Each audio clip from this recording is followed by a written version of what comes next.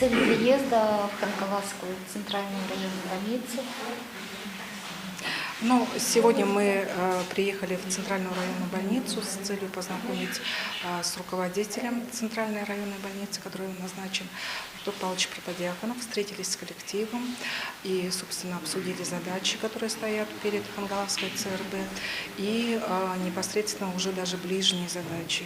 Так, в целом, по ЦРБ хочу сказать, что коллектив хороший, и, собственно, работы очень много сейчас и проведено, и проводится. И на сегодняшний день, конечно, стоят очень серьезные задачи по национальному проекту.